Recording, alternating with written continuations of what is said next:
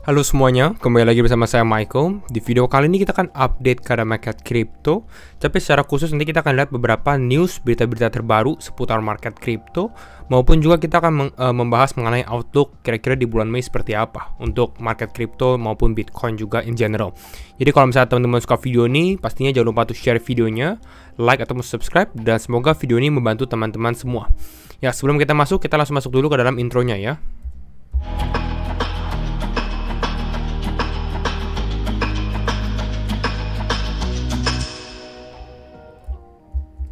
Oke, mari kita coba bahas mengenai update market kripto, di mana saat ini memang market mulai sedikit mengalami penurunan kembali ya di area 63.000, 64.000. Saya sempat mention juga di community atau bahkan di video sebelumnya juga mengenai Bitcoin untuk retrace back dulu ya ke area 64.000. Jadi secara price action pun saat ini itu masih cukup in play lah, jadi masih sesuai dengan kita punya analisa. Dan saat ini pun ya rata-rata memang mengalami penurunan ya untuk dalam 24 jam terakhir. Seperti WIF ya, ini turunnya 13%, Starknet, HBAR juga turun walaupun dia sempat ada good news gitu ya, berita baru yang mengenai BlackRock mentokenize HBAR sendiri. I think it's a good news, tapi memang mungkin agak misleading ya, makanya secara market pun memang secara 24 jam sedikit mengalami penurunan. Tapi later mungkin kita bisa membahas lebih lanjut mengenai HBAR. Ya, tapi kira-kira seperti ini, rata-rata mulai koreksi lagi sekitar 8%, 9%-an untuk altcoins ya, another opportunity untuk buy the dip sebenarnya. Nah, kita coba bahas mengenai Fear and Greed Index, kita di ada 72 juga, masih di fase greed ya. Nah, kalau kita bahas sekarang mengenai outlook di bulan Mei, karena ini kita sudah di akhir April, kita coba lihat mengenai outlook bulan Mei. Kalau saya pribadi mengenai untuk, let's say kita membahas mengenai monthly close ya, ini kita coba matikan semua ya. Kita ngomongin secara outlooknya dulu deh, secara monthly close ya. Dimana memang kita udah 3, 4, 5, 6, udah 7 candle berturut-turut, bisa dikatakan kita hijau ya. Hijau ya. Ini kalau di grafik saya warna biru. Nah, kalau teman-teman lihat secara di candle monthly, kita close terakhir itu, di sini kita close di area 71.000. Jadi pada saat Bitcoin masih di kisaran area 60-an ribuan, artinya kita close di merah, close-nya merah gitu ya, koreksi. Dan saya rasa ini a good corrections gitu ya. Saya hoping justru sebenarnya untuk Bitcoin koreksinya di bawah level 70.000 ya pada saat di bulan April. Kenapa nggak naik? Ya lebih ke arah kelihatannya jadinya kalau kita membahas secara monthly candle-nya, ini kelihatan mungkin lebih healthy aja ya, lebih sehat lah istilahnya ya, pada saat dia ada sedikit closing merah walaupun technically nggak mengalami penurunan. Itu yang kita harapkan untuk Bitcoin ya. Sebenarnya bukan kita, mungkin yang saya harapkan gitu ya, sedikit ada koreksi dengan hopefully pada saat dia udah ada merah ya, sedikit cool down baru mulai mengalami kenaikan lagi. Ya, that's secara monthly-nya, karena bentar lagi ada monthly candle. Dan kalau di April berarti let's say di sini kita naik nih dari September, Oktober, November benar-benar hijau terus nih teman-teman. Jadi April kita merah. Nah, what about Mei? Ya, apa yang terjadi di bulan Mei? Mei banyak kata-kata sell in May and go away istilahnya ya, dimana jual di bulan Mei aja ya, karena memang dalam 3 tahun berturut-turut kalau kita lihat secara Bitcoin monthly returns, kita merah rata-rata, turun 35%, 15%, 7%. Tapi entah mengapa, I get the feeling ya, secara mungkin ada katalis-katalisnya juga dengan adanya halving, dengan ada beberapa video sebelumnya yang sudah saya jelaskan gitu ya. Banyak orang yang mungkin nggak expect kalau misalnya Bitcoin mulai mengalami kenaikan di bulan Mei. Ya, jadi yang saya harapkan adalah sebenarnya untuk di bulan Mei kita bisa mulai mengalami kenaikan bahkan menyentuh angka 80.000 yang seperti saya sudah mention dalam beberapa video sebelumnya di Twitter juga dan lain-lainnya. Dan Mei itu secara historis juga ya, bukan dikatakan adalah bulan yang merah, karena kita lihat di tahun 2019, tahun 2017 ini kita lumayan mendapatkan gain yang cukup besar, sekitar 50% di bulan Mei ya. Jadi it's something yang kita harus perhatikan juga ya. Jadi kira-kira ini kalau kita membahas mengenai outlook di bulan Mei ya, dan maupun di closing bulan April, let's say kita kalau close area 66, 67 atau 65, I think it's a good close gitu ya untuk di bulan April. Let's say kita minus 7, minus 6% gitu, it's a healthy correction untuk market in general. Nah, Kita lihat juga secara RSI heatmap pun ya memang rata-rata altcoin sudah mulai kembali lagi nih di area oversold ya, udah di area oversold. So it's a good one untuk mungkin teman-teman bisa dollar cost averaging, walaupun mungkin jangan terlalu full ya, karena market bisa dikatakan masih choppy ya. Artinya kalau kita mengalami penurunan lagi pun sekali lagi pun there is still a possibility ya. Tapi kalau saya sendiri saat ini ya sentimennya menurut saya lebih condong ke naik ke atas gitu ya. Mungkin short term correction, tapi kalau kita ngomong secara mingguan it should be up gitu ya, untuk naik. Nah, sekarang kita bahas beberapa berita ya yang mungkin nanti kita leading kenapa bulan Mei itu cukup penting. Yang pertama, something menarik, something interesting, di mana Bitcoin ETF ya baru aja nih ya. Jadi pada saat video ini dibuat di tanggal 25 April, berarti kemarin 24 April pada saat US trading itu the first ya, hari pertama di mana BlackRock Bitcoin ETF atau EBIT itu nggak ada inflow sama sekali, $0, $0 inflows. The streak ends at 71 days. Selama 71 hari mereka top up atau beli terus. Nah, ini udah mulai stop gitu ya. GBTC masih mengalami outflow gitu ya. Ada $130 from GBTC. Ya tapi ya yang kemarin kita sempat bahas juga, GBTC makin kesini makin karena dia outflow terus ya, makin kesini makin gak terlalu berdampak karena ya reserve mereka mengalami penurunan juga di trustnya. Nah kita bisa lihat nih EBIT ya, ini EBIT mengalami zero inflow ya, justru ada inflow dari Fidelity, FBTC, sedangkan untuk GBTC yang di sini masih outflow 130 ya. Quite interesting. Mungkin ini mereka start to take a break gitu ya, or waiting untuk something big to happen ya. Mungkin itu bisa menarik juga, menunggu nih something big. Something bignya apa? Something bignya, nah ini Hong Kong and Ethereum ETF officially approved to begin trading on April 30th. Jadi akhir April, 30 April mulai bisa ditradingkan di Hong Kong ya. Dan saya rasa Asia market ya, market di Asia ini mungkin yang akan ngedrive Bitcoin price di bull run kali ini ya.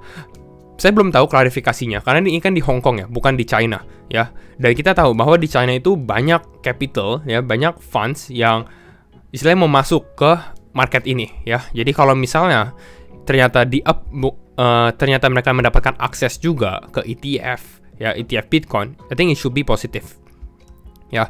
Dan kita lihat juga di sini ada 3 ETF. Ini issuernya, salah satunya adalah Hashkey Exchange juga. Dan kita udah bisa lihat nih, saya dapat tweet di sini ya, di Hong Kong Subways. Jadi seperti di MRT mungkin ya, di keretanya ini udah ada iklan ya, Hashkey Exchange, ini Bitcoin ETF maupun Ethereum ya. Don't forget Ethereum ETF. Ini mungkin sesuatu yang menurut saya juga belum price in juga, dimana banyak orang yang kita bisa lihat lah secara talks gitu ya, secara orang sentimen nggak terlalu banyak yang membahas mengenai Ethereum ETF. Padahal deadline Ethereum ETF itu akan terjadi di bulan Mei ya. So what if kalau misalnya Ethereum ETF itu di approve ya, karena kan yang pertama ya, ini Hong Kong ya, mereka bukan cuma approve Bitcoin ETF doang, tapi Ethereum juga, Ethereum ETF. Nah, dan di bulan Mei juga akan ada deadline mengenai Ethereum ETF juga untuk SEC. Ya, apakah akan di-approve atau tidak. Dan for myself ini berbeda dengan keadaan Bitcoin pada saat di awal tahun. Dimana di awal tahun Bitcoin ETF itu udah naratifnya itu udah dari kuartal 4 akhir. Sedangkan Ethereum ETF ini nggak terlalu noise-nya nggak terlalu besar gitu. Dan saya rasa ini belum price in sih. Jadi mungkin pada saat Ethereum ETF itu bisa trigger alt seasons juga. Dan ini kalau ditambahin dengan analisa kita yang sebelumnya juga mengenai menunggu altcoin season, ini menarik. Kenapa? Karena kembali lagi, ini saya ada tweet ya, sudah siap untuk turun. Ya, sudah siap untuk turun bukan harganya, tapi kalau teman-teman lihat di sini ini adalah Bitcoin dominance. Ya, maybe dengan adanya Ethereum ETF yang orang-orang mungkin tahu, tapi ya mereka belum memposisikan dirinya gitu ya untuk memanfaatkan momentum ini. Ini adalah waktunya untuk positioning untuk ke altcoins. Karena secara di sini saya bahas mengenai mingguan ya, grafik mingguan. Ini prime lah, maksudnya waktu yang tepat karena di sini 4 kali kita tes rata-rata mengalami penurunan yang cukup besar di Bitcoin dominance. Artinya altcoin starts to outperform. Ya. Jadi ini harus diperhatikan ya. Apalagi kita bisa lihat another big news ya. Another big news adalah ex CEO dari Binance, CZ ya. CZ baru aja resultsnya keluar. Mungkin ini yang membuat market sedikit down juga gitu ya. Selain adanya infonya geopolitik, tapi CZ juga Department of Justice ya, DOJ, mereka menuntut lah sekitar 3 tahun penjara untuk si CZ sendiri. Ya sebenarnya saya rasa CZ pun bukan bad actor lah. Dia sebenarnya a good CEO juga. Kita bisa lihat lah, tanpa CZ pun I think market crypto nggak akan seperti ini gitu ya. Karena dia yang buat crypto to mainstream. We know about Binance juga kan. Nah, tapi kenapa bisa dikasih 3 tahun penjara? I think one of them juga sebenarnya, kalau teman-teman ikutin flashback ceritanya, sebenarnya tuh CZ menjadi one of yang pertama lah ya, atau mungkin karena dia punya base yang kuat ya, supporter yang kuat ya, dia yang bisa dibilang agak sedikit against dengan SBF ya. Pada saat CZ against SBF, mungkin CZ melihat seperti ini banyak orang yang melihat ini kompetisi karena FTX istilahnya udah mau compete dengan CZ. Tapi memang kita bisa lihat bahwa SBF sendiri ya nggak bagus, istilah ini benar-benar bad actor gitu, memakan uang customer dan lain-lainnya gitu. Tapi SBF itu aktif di pemerintahan Amerika ya. SBF itu sering donor, istilahnya yang memberikan sumbangan lah ke ya salah satunya ke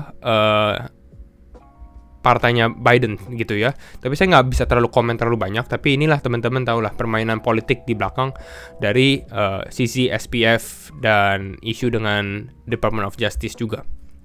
Ya, kita sekarang bahas aja mengenai technical. Saat ini, ya, kalau kita bahas mengenai liquidation heat map, cukup menarik ya, karena saya rasa banyak orang yang menunggu juga nih Bitcoin untuk ke bawah ke area kisaran let's say 56-57 ribu. Mereka uncertain apakah Bitcoin masih bisa bertahan di area 60 ribuan, padahal sebenarnya Bitcoin udah mulai recover kan, dari 59 ribu recover. Saya rasa it's a good correction aja sih ya, dan mungkin dalam beberapa waktu ke depan, let's say 2 minggu ke depan, mungkin kita bisa close, mungkin kita bisa liquidate area atas ini, which is ini sebenarnya adalah area all time high-nya ya, kisaran 73 ribu.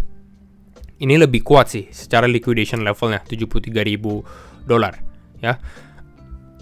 Oke, kita lihat secara technical. Oke, kembali lagi disclaimer on and do your own research semuanya ya, karena setiap keputusan di tangan teman-teman. Tapi kalau kita lihat secara technical, saya mau review dulu secara grafik yang saya sempat buat gitu ya.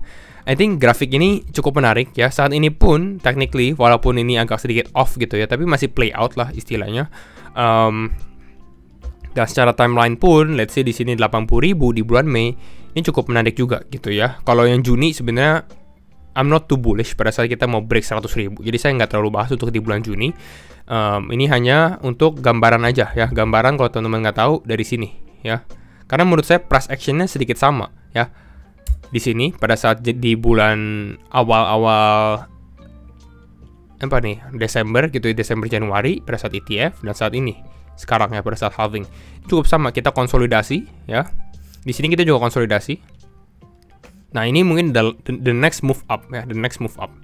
Ini yang saya perhatikan ya.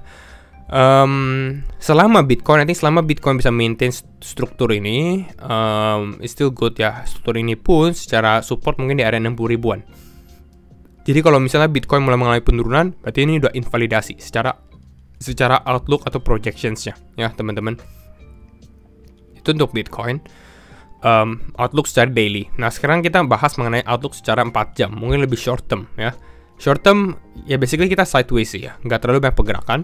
Saya udah bahas, kita naik di sini area key level 66.500. Ini udah menjadi target kita dan memang hit. Sempat kita ke area 67.000 juga. Namun udah kita mention juga ya di community chop zone. Chop zone itu apa artinya? Chop zone itu artinya ya market nggak clear lah. Chop zone-nya tuh sebenarnya di sini nih, teman-teman. Di area sideways ini. Ya banyak yang play mungkin ini waktunya market turun ya. Mereka mau short gitu ya, tapi ternyata Bitcoin naik lagi ke 67.000 ya. Ada yang mau long, Bitcoin kayaknya breakout, tapi turun lagi ternyata. Dan memang akhirnya Bitcoin mengalami penurunan lagi, dan saat ini di area key level ya, kisaran area 63.500, 64.000. Ya saat ini sebenarnya kita konsolidasi cukup bagus, mungkin bisa another swap ke bawah 63.000 baru mengalami kenaikan pun. is a good one. Ya, saya rasa untuk minggu ini kita nggak terlalu akan banyak market movement gitu ya. Kita menunggu di minggu depan karena cukup menarik. Di minggu depan ada FOMC, ada ETF juga, so itu akan jauh lebih menarik untuk membahas price action di minggu depan. Ini lebih karena untuk waiting aja sih, the waiting game aja sebelum mungkin the next move up lah untuk Bitcoin. Jadi kalau saya pribadi, strateginya apa saat ini? Strateginya adalah positioning ke altcoin saja. Teman-teman cari altcoin yang menarik. Altcoin apa aja yang menarik sudah saya sempat bahas di video sebelumnya, jadi saya nggak akan terlalu mention. Apalagi teman-teman kalau cek di komunitas saya pun udah tahu ya pada mau serok altcoin apa. Ya, jadi kalau misalnya teman-teman suka video ini ya, kembali lagi jangan lupa untuk share videonya ataupun like juga. Hopefully video ini membantu, dan see you in the next video. Bye bye.